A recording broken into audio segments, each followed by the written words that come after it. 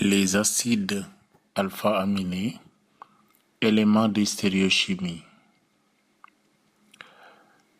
Nous étudions d'abord la notion de carbone asymétrique. Un atome de carbone tétrahydrique lié à 4 atomes ou groupes d'atomes différents est un carbone asymétrique. On le note C étoile. Exemple de molécules possédant un carbone asymétrique, le 1-bromo, 1-chloro, 1-fluorométhane, dont sa représentation dans l'espace est la suivante. Nous avons un carbone qui est lié à un atome de fluor, un atome d'hydrogène, un atome de chlore, un atome de brome, tous différents. Donc, le carbone en question est un carbone asymétrique.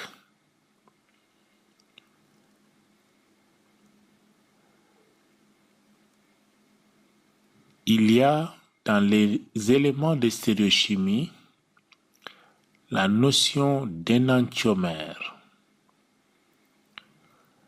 Deux molécules isomères qui sont images l'une de l'autre dans un miroir sont des énantiomères ou énantiomorphes. Exemple, le 1-chloro, 1-bromo, 1-fluorométhane. De cette molécule, par rapport à un miroir blanc, on peut déterminer l'image de cette molécule par rapport au miroir.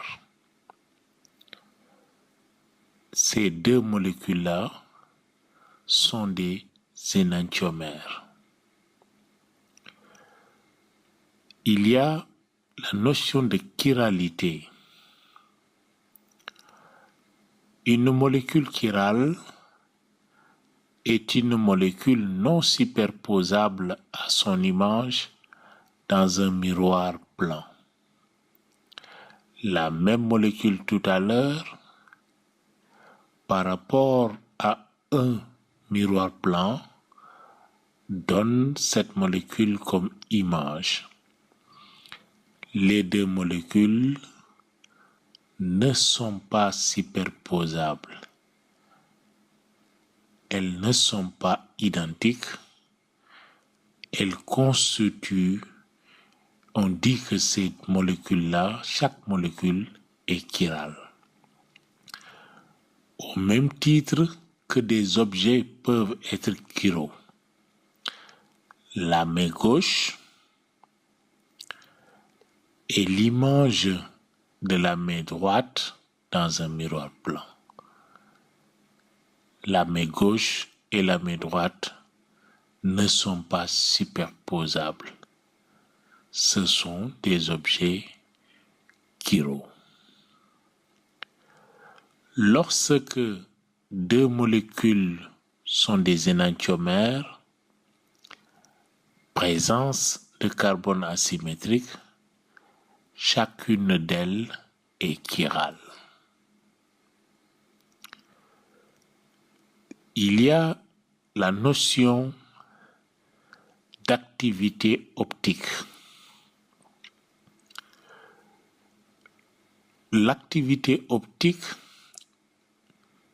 d'une substance est déterminée en envoyant de la lumière polarisée dans un échantillon de solution. Une lumière non polarisée est caractérisée par un champ électrique E et un champ magnétique B qui vibre perpendiculairement à la direction de propagation. Lorsque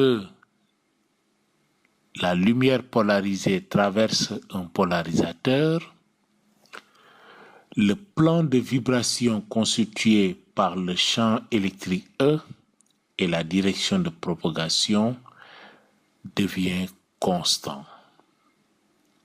Ce plan n'est plus variable, on obtient donc une lumière polarisée. Lorsque la lumière polarisée traverse la substance, à la sortie, le plan de vibration, c'est-à-dire le plan formé par le vecteur E champ électrique et la direction de propagation, est incliné d'un angle alpha. On dit la substance est optiquement active. Lorsque la substance qui est traversée par la lumière polarisée provoque une rotation du plan de vibration d'un angle alpha, on dit que cette substance est optiquement active ou qu'elle possède un pouvoir rotatoire.